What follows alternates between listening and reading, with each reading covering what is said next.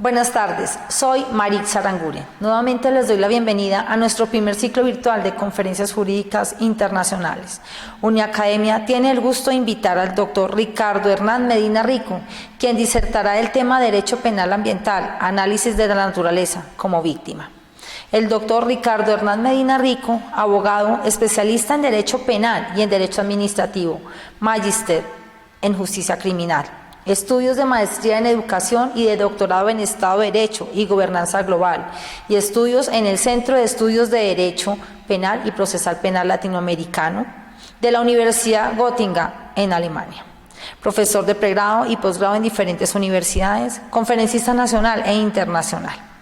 Autor de los artículos publicados en revistas científicas especializadas nacionales e internacionales, capítulos de libro y libros entre los que se destacan Prueba ilícita y regla de exclusión en materia penal, marco normativo de la Jurisdicción Especial para la Paz, códigos penales iberoamericanos, manual de oralidad y técnicas de juicio y manual de responsabilidad del servidor público.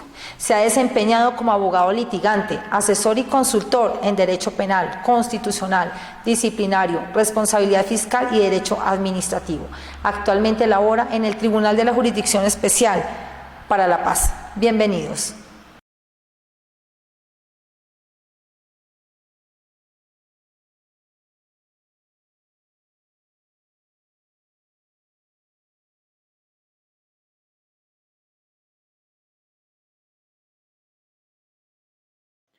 Muy buenas tardes a todos los presentes y quiero en primer lugar dar las gracias a la editorial Ledger y a Uniacademia por permitirme hacer parte de este espacio titulado Disertar en Derecho y compartir cartelera con los más grandes expositores jurídicos a nivel nacional e internacional. El tema que honrosamente me ha correspondido es el del derecho penal ambiental, un análisis de la naturaleza como víctima y como víctima del conflicto armado. Un reto maravilloso que quisiera en consecuencia dividir en algunos apartes. Primero, quiero hablar del derecho penal ambiental colombiano, para que sepamos las bases de la consagración normativa de la protección del medio ambiente. Y desde ya, y eso hago en mis clases de pregrado y posgrado, quiero excusarme con los expertos ambientalistas, con los ecologistas, con todos aquellos que, en debida forma, han expuesto que no se debe hablar de medio ambiente, sino de ambiente, por varias razones, porque el ambiente es completo, el ambiente es complejo, el ambiente debe ser protegido por lo que es y no por lo que nos pueda servir. Además, porque no lo queremos como una mitad, lo queremos entero. No es un medio para alcanzar un fin, es un fin en sí mismo. Por eso uno tiene que hablar de ambiente. A pesar de eso, los penalistas aún hablan y hablamos de medio ambiente como bien jurídicamente tutelado. Y por eso, durante mi intervención, incurriré en muchas ocasiones en esa impropiedad terminológica ambiental, pero una correcta utilización del lenguaje en la materia dogmático jurídico penal. En segundo lugar, yo quisiera hablarles del medio ambiente y de los conflictos armados. Y ahí haré un pequeño análisis de cómo se ve inmerso el ambiente en estos conflictos y cuáles son esas líneas de conexión y relación entre los actores del conflicto armado y el medio ambiente. Para poder, en tercer lugar, hablarles de la protección del medio ambiente en el ordenamiento jurídico, en el acuerdo también de paz, porque estamos hablando del medio ambiente como víctima del conflicto armado. Y culminaré con la expresión de conductas delictivas que deben ser investigadas encontrando al medio ambiente, a la naturaleza, como víctima de los delitos. Iniciemos entonces recordando que el derecho penal ha sido llamado a velar o a regular las relaciones entre los asociados ante la transgresión o vulneración de bienes jurídicos tutelados. Sin embargo, como ustedes bien lo saben, diferentes teóricos y expertos han venido destacando su aplicación residual debido a la drasticidad que su aplicación conlleva, pues en algunos eventos la efectividad de las sanciones que traen establecidas, podría generar un mayor daño social y una continua y circular cadena de lesiones, convirtiéndose en un conflicto cíclico. De esta forma, válido resulta concluir que solo en los eventos de mayor relevancia es posible que entre en operación el derecho penal. El desarrollo entonces de la protección del bien jurídico medio ambiente, para volverlo así sea, bien jurídico protegido a través del derecho penal, ha obedecido a una construcción histórica e ideológica. Las sociedades cada vez más han tomado conciencia de la importancia que reviste para la humanidad este derecho, así como de la posibilidad de acudir a esta rama sancionadora como última instancia para asegurar la protección del medio ambiente. Pensemos, si hablamos de homicidio, este es un delito que siempre ha sido investigado. Y si nos remontamos a concepciones religiosas, uno podría decir que el primer homicidio ocurrido fue el de Caín contra Abel. En cambio, si uno habla de delitos genéticos, si uno habla de delitos migratorios o si uno habla de delitos contra el medio ambiente, encontrará una muy reciente consagración jurídica. Solo a partir de finales de los años 60, inicio de los 70, a partir de las teorías de Thomas Robert Malthus, es que comenzamos a ver la necesidad de proteger el medio ambiente, de darnos cuenta cómo hay variables que crecen y la variable medio ambiente decrece, cómo aumenta la variable de las personas, la población, crecimiento poblacional, cómo aumenta la demanda de alimentos, cómo aumenta la industrialización. Y en esos momentos dijeron, todo esto menoscaba, socava el medio ambiente. Y ahí es cuando despertamos el chip ambiental y comienzan a construirse y a elaborarse un gran derecho ambiental y de manera residual un derecho penal ambiental. Llega a Colombia este derecho penal ambiental, llega a Colombia este derecho ambiental gracias al gobierno, por ejemplo, del presidente Misael Pastrana Borrero, y desde ahí comenzamos a volcar nuestra mirada al derecho ambiental. Comenzamos a notar que para el año 92, un año después de nuestra constitución, venían a celebrarse la conferencia de Río de Janeiro y la celebración de los 500 años del descubrimiento de América. Por eso es que nuestra constitución, con estos albores que había de derecho ambiental, se vuelve una constitución ecológica, una constitución ambiental. Y por eso, en el artículo 79 establece que todas las personas tienen derecho a gozar de un ambiente sano. La ley garantizará la participación de la comunidad en las decisiones que puedan afectarlo. Ojo, también dice, es deber del Estado proteger la diversidad e integridad del ambiente, conservar las áreas de especial importancia ecológica y fomentar la educación para el logro de estos fines. Del mismo modo, instituyó para el Estado como deber, objetivo fundamental y servicio público a su cargo en el artículo 49 que la atención de la salud y el saneamiento ambiental son servicios públicos a cargo del Estado.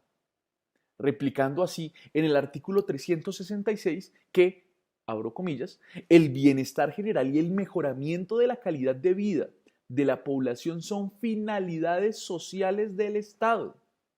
Si mal no recuerdo, dice, será objetivo fundamental de su actividad la solución de las necesidades insatisfechas de salud, educación, de saneamiento ambiental y de agua potable, entre otras. Entonces, todas estas obligaciones que establecen el marco normativo no se limitan para el Estado, pues el artículo 95 señala en el numeral octavo que son deberes de las personas y del ciudadano, octavo, proteger los recursos culturales y naturales del país y velar por la conservación de un ambiente sano. Como podemos ver, desde la Constitución Política de Colombia, próxima el otro año a cumplir 30 años, estamos protegiendo el medio ambiente, estamos resaltando la importancia del medio ambiente y estamos volviendo el ambiente, la naturaleza, como un derecho de todos, pero un deber de protección de todos, a niveles individual, grupal, estatal. Todos tenemos que proteger el medio ambiente. Claro, y la Corte Constitucional colombiana cuenta con un amplísimo desarrollo jurisprudencial respecto de estos citados preceptos normativos, así como de aquellos aspectos que determinan su alcance y contenido en el marco de lo que se ha denominado derecho al medio ambiente. En este sentido, ha desarrollado las citadas obligaciones tanto para ciudadanos como para el mismo Estado en temas relacionados con su garantía y protección. A raíz de esto, existen un, un sinnúmero de leyes, de decretos, de circulares, de regulaciones que protegen el medio ambiente e imponen este deber ciudadano y estatal de promover su protección sin definir claramente qué es medio ambiente. Entonces, uno encontrará algunos autores como Baello que expresan que el medio ambiente es, como bien jurídico tutelado, una acepción amplia o estricta según lo considere quien lo estudia, quien lo desarrolla, quien escribe sobre él o los operadores jurídicos. Una de las complicaciones del derecho penal ambiental. Pero si vamos entonces al Código Penal colombiano, este tampoco se ocupó de establecer una definición de medio ambiente. Ello obedeciendo, entre otras razones, a que los diferentes tipos penales que buscan la protección de este bien jurídico ostentan la calidad de abiertos y, por tanto, remiten necesariamente a otras regulaciones normativas que lo complementan, aclaran y delimitan. Como ustedes bien saben, y cuando comienzan a analizar los delitos contemplados dentro del Código Penal o aquellos que están en proyecto de ley en estos momentos, tendríamos que mencionarles que siempre se dice el que sin el cumplimiento de la normatividad existente o sin permiso de autoridad competente, lo cual nos lleva a que siempre tengamos que remitirnos a la normatividad existente ambiental, normatividad que es mucho más dinámica que la normatividad penal. ¿Por qué? La normativa penal tiene una reserva legal. Para poder consagrar un delito, tiene que pasar por el Congreso. Si vemos que está ocurriendo algo, si tenemos, no sé, mucho material particulado en el aire y tenemos que comenzar a sancionar penalmente y tenemos tipos penales demasiado delimitados, cuando hagamos la reforma ya hubo una contaminación ambiental o un daño ambiental irremediable. Por lo cual, estos rangos o estos estándares serán bien manejados desde la normativa, desde el ordenamiento, desde la regulación administrativa ambiental. Y el derecho penal ambiental tendrá solo que remitirse a esas normas para así poder ir actualizándose conforme a la dinámica ambiental se requiere. Adicionalmente a todo lo que les he mencionado, la evolución y desarrollo del bien jurídico tutelado medio ambiente no ha sido pacífica en nuestro país, pudiéndose asegurar que ni el reconocimiento de los comportamientos que atentan contra el mismo medio ambiente, ni su encuadramiento en normas de tipo penal ha sido el adecuado. El que los tipos penales que disponen la protección al medio ambiente sean tipos penales en blanco conlleva a que prevén los factores dinámicos que presenta la materia, como ya se los mencioné. Es decir, tan solo se hace alusión a aspectos generales que para su completa interpretación requerirán de una articulación con las demás normas que regulan la materia. El derecho penal en este evento protege, además del medio ambiente circundante al hombre, al conjunto de intereses necesarios para la conservación y el desarrollo del modelo social adoptado por el Estado, pues tiene en cuenta además aspectos de tipo patrimonial, de protección social, de transporte o de paisajismo. Y les pediría entonces que vieran ese proyecto de ley en curso en el Congreso para que se den cuenta cómo queremos proteger hasta el paisajismo. En esta materia, entonces, es necesario destacar que el derecho penal colombiano es un derecho penal de acto. Asimismo, entonces, recae sobre personas naturales, por lo que la atribución de responsabilidad se realizará en atención a los actos ejecutados por cada uno de los actores de acuerdo con el cumplimiento de los requisitos normativos. Lastimosamente para el medio ambiente, perjudicialmente para nuestro sistema, considero yo, no hemos logrado consagrar la responsabilidad penal de personas jurídicas. Cuestión fundamental en delitos económicos, en delitos patrimoniales o en delitos contra el orden económico y social. Pero aún más importantes de pronto en los delitos contra el medio ambiente, en los delitos ambientales, por una razón, y es que sí, es muy importante sancionar a este personaje que va conduciendo un camión que hace vertidos contaminantes. Totalmente considero que tenemos que sancionarlo. ¿Pero qué hace la empresa contaminante? Ah, bueno, si Pedro se fue a la cárcel, ahora contrataremos a Juan y que Juan continúe con la distribución, con los vertidos que contaminan. Los grandes contaminantes pueden ser personas jurídicas, pueden ser empresas, sociedades, compañías. Si lográramos reformar esto, podría de pronto ser más eficaz y más eficiente el derecho penal ambiental. Adicionalmente, tendríamos que decir que no se puede desconocer la gravedad y la frecuencia en que se presentan los atentados contra el medio ambiente, por lo que se justifica la intervención del derecho penal. Hay una gran discusión entre permitir solo un derecho sancionador en temas administrativos ambientales o crear el derecho penal ambiental. ¿Por qué? Porque si decimos que el gran contaminante es una persona jurídica, lo que nos dicen los detractores de la existencia del derecho penal ambiental es que una multa, una sanción pecuniaria, una sanción económica o una sanción de cierre la puede hacer el derecho administrativo sancionador. Si lo volvemos derecho penal, da lo mismo, porque lastimosamente hemos vuelto el derecho penal un derecho de pena de cárcel y no nos damos cuenta que hay otro tipo de penas que son muy eficaces. Y en términos de prevención general y de prevención especial, de pronto el derecho penal es mucho más efectivo que el derecho administrativo sancionador. Piensen ustedes, ¿qué los asusta más? ¿Que les llegue una notificación de investigación de una CAR o que les llegue una notificación de la Fiscalía? Yo creo que hay dos cosas que asustan mucho: la Fiscalía y la DIAN. De pronto podemos lograr que el delincuente ambiental decida no cometer delitos, no dañar el medio ambiente, porque el derecho penal está de por medio. Y entonces, teniendo clara la necesidad del derecho penal y la existencia de un derecho penal que protege el medio ambiente, hablemos entonces de esa segunda parte, del conflicto armado y por qué hay daños al ambiente cuando esto ocurre. Debo mencionarles que existe mucha doctrina especializada que recuerda que cuando hay conflictos armados, hay lucha por un territorio específico. Y dentro de esta lucha por el territorio, por el espacio territorial específico, hay atentados contra los contrarios, contra el otro bando, que afectan territorios, pero también hay un aprovechamiento indiscriminado, ilícito, sin límites, de los recursos naturales y del medio ambiente. Voy a explicarles entonces con un poco mayor de brevedad lo mencionado con anterioridad.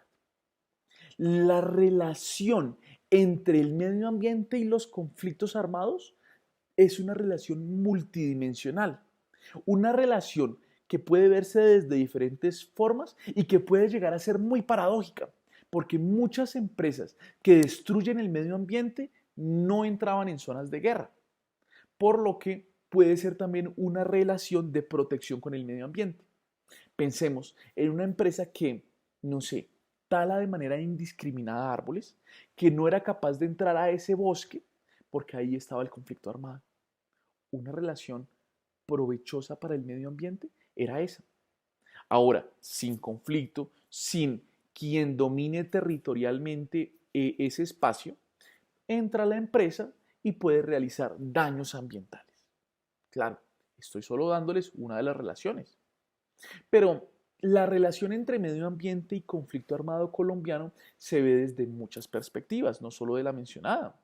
Por ejemplo, se puede ver los recursos naturales como causa del conflicto armado. También puede verse como fuente de manutención de los grupos armados en conflicto y fuente de forma de mantenerse el conflicto armado en el tiempo o de mantener el conflicto armado en el tiempo. Y también, pues, el medio ambiente o la naturaleza como víctima del conflicto.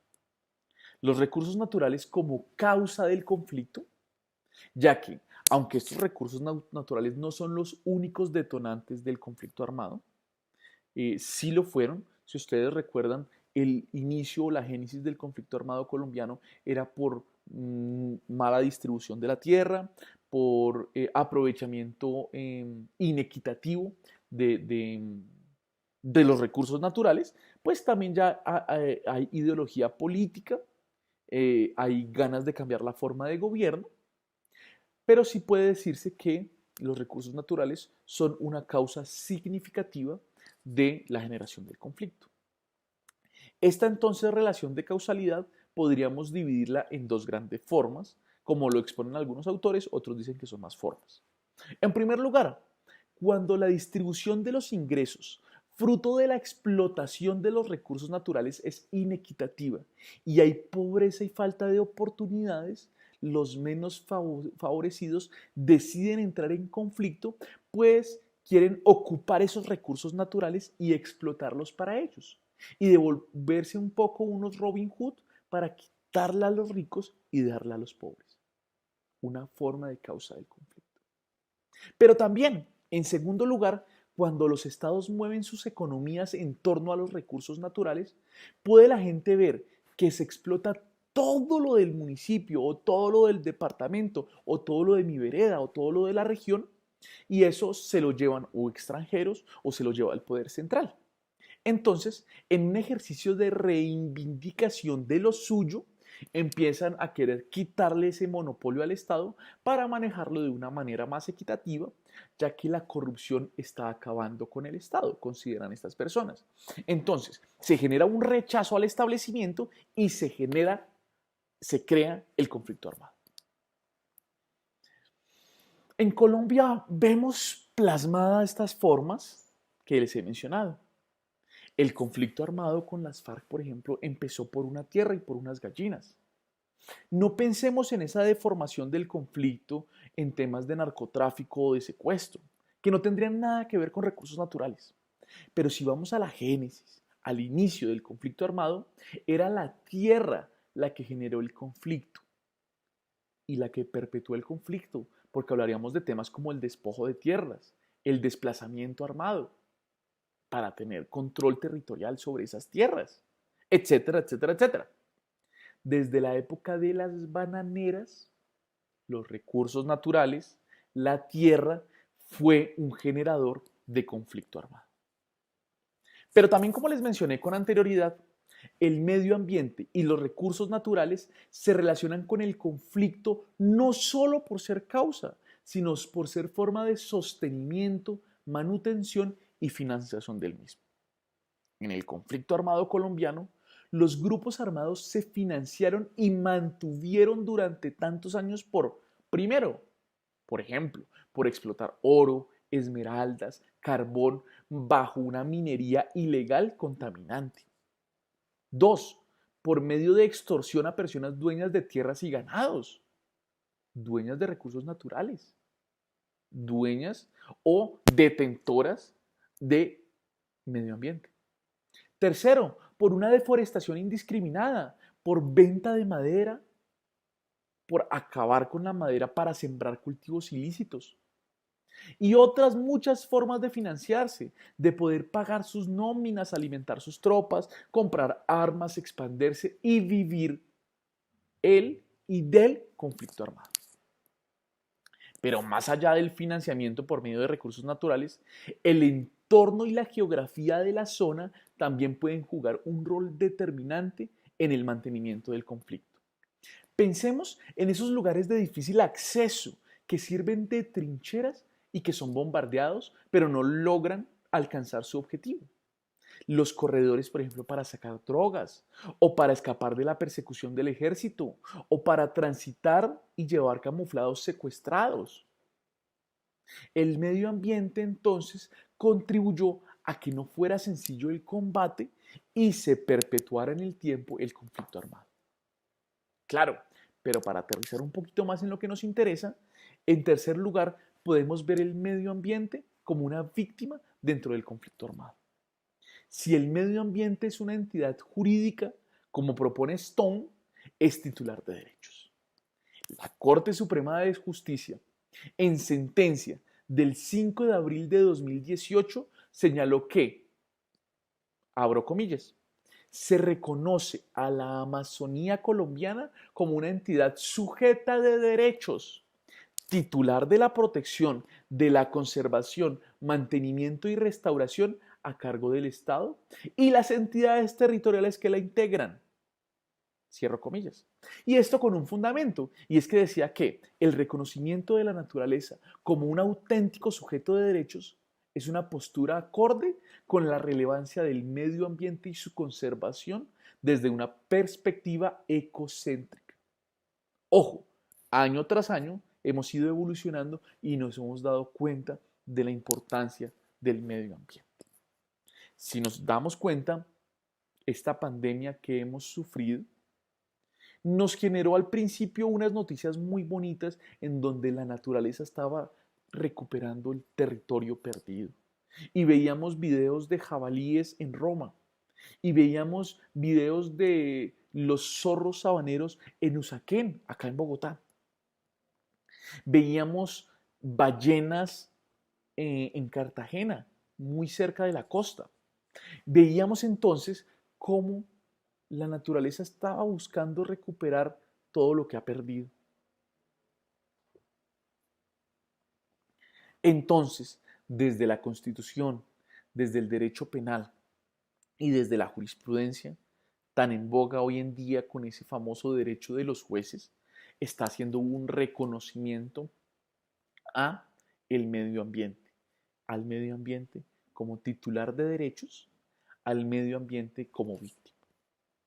Y en este camino también está el Tribunal Superior de Medellín, que en sentencia del 17 de junio del 2019 dispuso reconocer al río Cauca, su cuenca y sus afluentes como una entidad sujeto de derechos, con fundamento en los siguientes argumentos. Recordó que es necesario proteger al río Cauca por ser una fuente de alimento, un medio ambiente y diversidad, pero especialmente del derecho al agua como fuente hídrica de conservar su valor futuro. También señaló que el verdadero patrimonio futuro pertenecerá a quien tenga a su alcance este recurso natural, frente al cual Colombia ha sido privilegiada por la naturaleza. Y yo les cuento una anécdota que me ocurrió cuando yo estaba en el colegio, en primero de primaria. Llego yo feliz a mi casa a contarle a mi papá que me habían dicho en el colegio que Colombia era la cuarta potencia en temas hídricos. Teníamos el cuarto lugar como de producción y reservas de agua en el mundo. Algo muy orgulloso, porque por muy pocos años que uno tenga, uno recuerda que siempre Colombia ha sido estigmatizado por muchos vejámenes. Y de ocupar un ranking que no sea por corrupción, por narcotráfico, por minas antipersonales, por desplazamiento, es muy honroso. Estamos ocupando un ranking por agua. Y mi papá con cara de acongojado me dijo, qué lástima, cuando yo estaba en el colegio éramos la primera potencia. Entonces, claro, como hemos ido disminuyendo, de pronto por malgastar nuestros recursos, por no darles un buen uso y por el conflicto armado que también afectó muchas cosas, por supuesto, tenemos que ver que el patrimonio futuro será para las próximas generaciones que deban tener a su alcance estos recursos naturales, esta agua, y que no se genere una guerra, como muchos han dicho que la cuarta guerra mundial será por recursos naturales. Pero continuamos con lo que mencionaba el Tribunal de Medellín y también resaltó que el principio de equidad intergeneracional debe expresarse en que las futuras generaciones tienen derecho a una herencia adecuada que les permita un nivel de vida no menor a la generación actual, con el objeto de que las generaciones venideras reciban en las mismas o mejores condiciones los recursos naturales de las cuales están gozando las generaciones actuales. Finalmente, también concluyó el Tribunal de Medellín que las generaciones futuras son sujetos de derechos de especialísima protección y por ello tienen derechos fundamentales a la dignidad, al agua, a la seguridad alimentaria y al medio ambiente sano. Y el río Cauca, que fue el sujeto protegido en esta decisión, es un sujeto de derecho que implica, al igual que se hizo con el río Atrato, su protección, conservación, mantenimiento y restauración a cargo del ente público municipal y por supuesto del Estado. Como les mencionaba, por si la quieren buscar, sentencia del 17 de junio del 2019, Tribunal Superior de Medellín. Y continuamos con cosas recientes, porque el 24 de octubre del año pasado, del 2019, el Juzgado Primero Penal del Circuito con funciones de conocimiento de Neiva Huila resolvió reconocer al río Magdalena, su cuenca y sus afluentes como una entidad sujeta de derechos. Podríamos decir entonces que no cabe la menor duda hoy, bajo nuestro ordenamiento jurídico, nuestra jurisdicción ordinaria, que el medio ambiente puede ser víctima. Y podríamos llegar un poquito más y decir que el medio ambiente podría llegar a ser víctima del conflicto armado. Teniendo claro entonces lo anterior, podríamos ver cómo se protege el medio ambiente del conflicto armado, cómo está el ordenamiento jurídico respecto de esto. Por ejemplo, podríamos analizarlo a partir de los acuerdos de paz. El primer interrogante que tendríamos que resolver es, ¿creen ustedes que la criminalidad contra el ambiente fue contemplada en los acuerdos de paz? Pues tengo que mencionarles que sí, que desde el preámbulo del acuerdo final se señala que este se funda, entre otros valores, en la protección del medio ambiente, en el respeto a la naturaleza, sus recursos renovables y no renovables y su biodiversidad. Y esto se reitera a lo largo de todo su texto. En desarrollo de este principio, la Ley 1957 de 2019 considera dentro de sus objetivos la protección del medio ambiente y los recursos naturales afectados por el conflicto armado y consagra mecanismos específicos para asegurar su cumplimiento. ¿Cómo? Primero, constituye un criterio a tener en cuenta dentro de la no repetición en el marco del régimen de condicionalidad. Segundo, exige a los comparecientes que no cometan delitos contra el medio ambiente. Y tercero, contempla la participación y la ejecución de programas de protección medioambiental de zonas de reserva como una modalidad de sanción propia. También entonces, la afectación al medio ambiente debe ser un criterio a tener en cuenta para la priorización y posterior investigación e instrucción de los casos dentro de la sala de reconocimiento. Y a manera de ejemplo, podría decirse que los casos territoriales tienen un enfoque muy importante en materia de protección al medio ambiente. Entonces, casos como el caso 02 en Nariño, el caso 05 en Cauca y Valle del Cauca, o el caso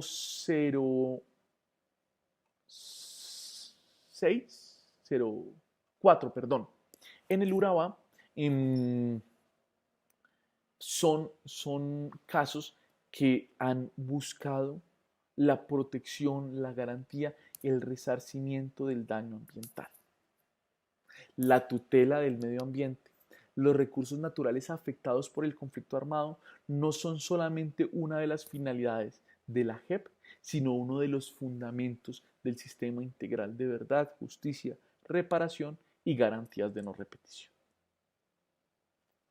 Pero entonces ustedes me preguntarán, ¿cuáles son esos crímenes que ocurrieron en el marco del conflicto armado? Debe decirse que los crímenes son de dos tipos, directos y colaterales. Los directos resultan tanto de actos realizados por los actores del conflicto, en donde se ataca de forma directa y deliberada el entorno ambiental físico, también conocidos como los ecocidios, y de lo que llamaríamos delitos cometidos a títulos de dolo directo, como de actos que, aunque no están encaminados a causar un impacto físico intencional en la naturaleza, terminan haciéndolo, llevados a títulos de dolo directo, indirecto, eventual o hasta con culpa, de acuerdo al caso concreto. Tendríamos que analizar caso por caso. Pero también hay daños colaterales, que se referirán a los actos que afectan al medio ambiente sin que esa haya sido la intención específica de los actores del conflicto. Por ejemplo, el dolo, la intencionalidad iba encaminada a un desplazamiento forzado por consecuencia del conflicto. Y las formas de adaptación de esas comunidades desplazadas son efectos indirectos del conflicto armado que en algunos casos terminan afectando el medio ambiente. Pensemos en el desplazamiento de una población indígena. Indirectamente uno no cree que afecta al medio ambiente y sí, nuestros pueblos indígenas tienen una función de protección de su territorio y podríamos estar afectándolo de manera colateral o de manera directa si sabemos que los estamos sacando y después talamos todo para construir una vía de aterrizaje, por ejemplo, para temas de narcotráfico. Ahí ya tendríamos un daño directo contra el medio ambiente. Miremos ejemplos de crímenes directos, por ejemplo, una tala indiscriminada, una deforestación para construir vías, pistas de aterrizaje, la siembra de cultivos ilícitos, la creación de campamentos, la tenencia de animales en terrenos no aptos que generan erosión, etcétera, etcétera, etcétera. La masacre de animales para, por ejemplo, comerlos si no tenemos qué comer y entonces atacamos un oso de anteojos para comérselo. O los daños a oleoductos que terminaban causando el delito de contaminación ambiental, que terminaban afectando cuencas hídricas, pero también a los animales. O la extracción de recursos naturales de manera ilegal, el oro, el carbón, las esmeraldas, bajo métodos proscritos que contaminan gravemente. Pensemos en la forma de extraer el oro utilizando mercurio. Y el mercurio, claro, dentro de los ríos el mercurio entonces se sigue yendo y se vuelve contaminante, no solo contra el medio ambiente, sino que si alguien toma o consume esa agua, podría estar falleciendo por el alto grado de contaminación, por el alto grado de toxicidad que tiene el mercurio en el cuerpo humano. Y ejemplo de crímenes colaterales, pues hay también. Por ejemplo, la utilización de medios y métodos ilícitos, tales como las minas antipersonales, las pipetas de gas, que cuando explotaban, siembra una mina personal, va caminando un animal, el animal la pisa, explota y todo a su alrededor, de pronto toda una familia de animales fallece. O una pipeta de gas que fue mal direccionada y terminó cayendo en una zona, por ejemplo, en un páramo, en alguna zona de reserva ambiental, en un área especialmente protegida, en un ecosistema protegido, en un bosque de niebla, no sé. También los homicidios y las tácticas de intimidación, como lanzar los cuerpos a los ríos, de pronto, generaban que el medio ambiente se volviera rechazado por la comunidad y dejaran su protección y se volvieran solo contaminaciones. El ingreso a zonas protegidas, a zonas de reserva, con las consecuencias de los tipos penales que esto trae de por medio. ¿Dónde nos encontramos entonces contemplados? Bueno, eso sería ir a la ley 599 del 2000 y tendría uno primero que revisar pues el artículo 164 del Código Penal, que es uno de los delitos contemplados como delitos contra bienes y personas protegidos por el derecho internacional humanitario, bienes y personas protegidos por el VIH. Como ustedes bien también lo saben, el derecho internacional humanitario es el que regula las normas de la guerra. La guerra no es que esté proscrita. Hay un reconocimiento que las personas viven en guerra y solucionaban sus conflictos por medio de la guerra. Y las naciones solucionaban sus problemas por medio de la guerra.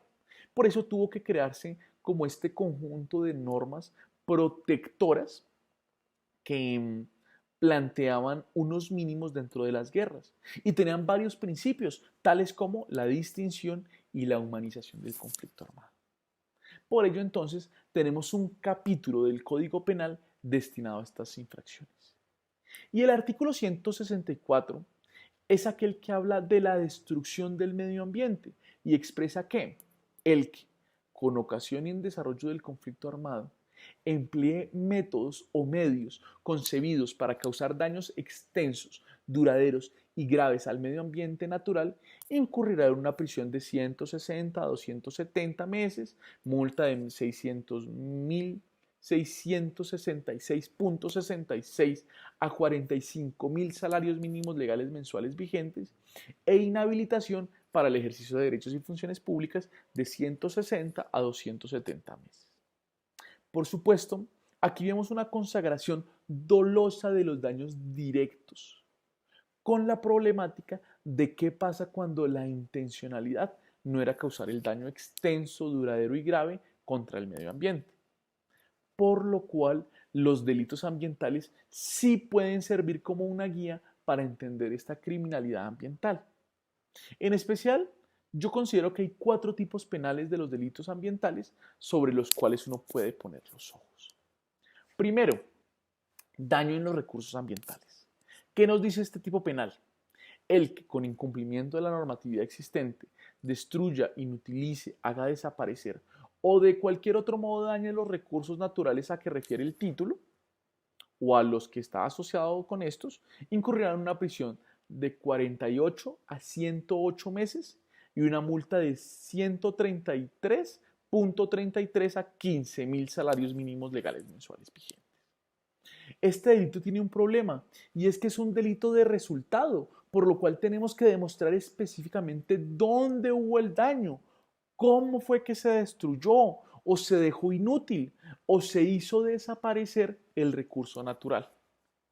A pesar de ello, delimita con mayor ahínco la protección a los recursos naturales. En segundo lugar, nos ponemos frente a la contaminación ambiental, delito que es de peligro, por lo cual retrotraemos las barreras de protección, adelantamos las barreras de protección y podemos sancionar a todo aquel que haya contaminado o realizado vertimientos o emisiones que ponen en peligro el bien jurídico medio ambiente. El tipo penal, artículo 332, dice contaminación ambiental. El que, con incumplimiento de la normatividad existente, provoque, contamine o realice directa o indirectamente emisiones, vertidos, radiaciones, ruidos, depósitos o disposiciones al aire, la atmósfera o demás componentes del espacio aéreo, el suelo, el subsuelo, las aguas terrestres, marítimas o subterráneas o demás recursos naturales en tal forma que pongan en peligro la salud humana, los recursos fáunicos, forestales, florísticos, hidrobiológicos, incurrirá, sin perjuicio de las sanciones administrativas a que hubiere lugar, en prisión de 55 a 112 meses y multa de 140 a 50.000 salarios mínimos legales mensuales vigentes. La pena se aumentará de una tercera parte a la mitad cuando en la comisión de cualquiera de los hechos descritos en el artículo anterior, sin perjuicio de las que puedan corresponder con arreglo a otros preceptos del Código, concurra alguna de las siguientes. Primero, cuando la conducta se realiza con fines terroristas sin que la multa supere el equivalente a 50.000 salarios mínimos legales mensuales vigentes. Entonces, como puede colegirse, el primer agravante nos menciona cuando se lleve con fines terroristas, cuestión que puede estar muy ligada al conflicto armado. Este es un delito muy interesante que la Corte ha analizado en diferentes decisiones y que tiene diferentes interpretaciones, porque hay una sentencia muy interesante de la que me aparto y comparto más su salvamento de voto, en la cual dicen, mire, la contaminación ambiental es totalmente de peligro, no podemos esperar a que haya daños irreparables, para eso tenemos el delito de daño ambiental. De pronto podríamos profundizar mucho más y darnos cuenta que solo por provocar, realizar las emisiones, los vertidos, las radiaciones o los ruidos, y poder ver a partir de una previsibilidad y de traer conceptos como el principio de precaución y demás, podríamos sancionar penalmente por un tipo penal totalmente de peligro sin esperar que haya un resultado o una lesión efectiva al bien jurídico tutelado. Creo que el medio ambiente amerita este tipo de protecciones. El tercer delito es la invasión de áreas de especial importancia ecológica. Y podríamos revisar qué nos dice el Código Penal. El Código Penal, en su artículo 337, nos menciona: el que invada, permanezca, así sea de manera temporal o realice uso indebido de los recursos naturales a los que refiere este título en área de reserva forestal, resguardos o reservas indígenas, terrenos de propiedad colectiva de las comunidades negras, parque regional, área o ecosistema de interés estratégico o área protegida definidos en la ley o reglamento, incurrirá en prisión de 48 a 144 meses y multa de 133.33 a 50.000 salarios mínimos legales mensuales vigentes. Como ya se los he mencionado, los grupos armados entraban en estas zonas protegidas, en territorios ancestrales, y su presencia ya era considerada delictiva para este tipo penal. Teniendo en cuenta, y no sé si los leí, pues los agravantes que tiene la conducta, que es cuando se explota económicamente o se producen daños al medio ambiente por esa presencia abusiva de los grupos armados. Entonces, requeriríamos una mayor protección a estos espacios, porque es que estas comunidades, bueno, o el Estado mismo podría definirlo como un área de especial protección, requerían eso, requerían una verdadera protección contra las afectaciones ambientales a las que podía tener lugar el conflicto armado. Y por último tendríamos el artículo 338. El artículo 338 que señala la explotación ilícita de yacimientos mineros y otros materiales. Ahí este delito nos dice que el que sin permiso de autoridad competente o con incumplimiento de la normatividad existente explote, explore o extraiga yacimiento minero o explote arena, material pétreo o de arrastre en los cauces y orillas de los ríos por medios capaces de causar graves daños a los recursos naturales o al medio ambiente, incurrirá en prisión de 32 a 144 meses y una multa de 133.33 a 50.000 salarios mínimos legales mensuales vigentes. Como bien sabemos, la extracción de yacimientos mineros nunca contó con permisos de autoridades competentes y sí podían causar daños o contaminaciones por el solo hecho de tener unos métodos en desuso, clandestinos de explotación. Podríamos entonces sancionar a los grupos armados. Como bien lo podemos ver y lo escuchamos cuando hablamos de este delito, no requerimos el daño, sino que la forma en que se explote, explore, extraiga el yacimiento pueda causar graves daños a los recursos naturales o al medio ambiente. Claro, ¿y cuál es la diferencia entonces, me dirán ustedes, respecto del delito de destrucción del medio ambiente respecto o que se encuentra consagrado en los delitos contra bienes y personas protegidos por el derecho internacional humanitario? Fácil, que el artículo 339 nos menciona que el 331, que ya lo vimos, daño a los recursos naturales, el 332, contaminación ambiental, bueno, y el 333, que no está dentro de los que estamos revisando aquí, admiten la modalidad culposa. Entonces, si yo cometo un daño ambiental o si yo llevo a cabo una contaminación ambiental de manera culposa, sin la intencionalidad, pero infringiendo el deber objetivo de cuidado, actuando de manera negligente, de manera poco astuta, con un baremo inferior al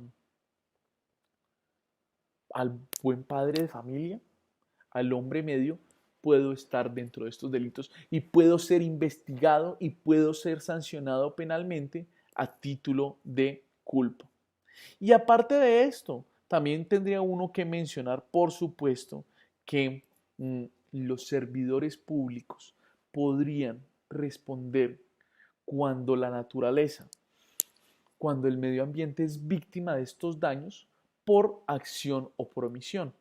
Por acción, porque por supuesto es posible, totalmente plausible, que una persona incurriendo en otra serie de delitos contra la administración pública, como por ejemplo por un cohecho, porque recibió un soborno, emitió mal una licencia para que explotaran en X lado. El servidor público debería ser sancionado por el daño que se le ha cometido al medio ambiente, siendo la naturaleza la víctima de esta conducta. O por omisión también. ¿Y cómo? Porque cuando tiene su deber de vigilancia y de control, llega al lugar y también de pronto por una coima decide pasar mal su informe.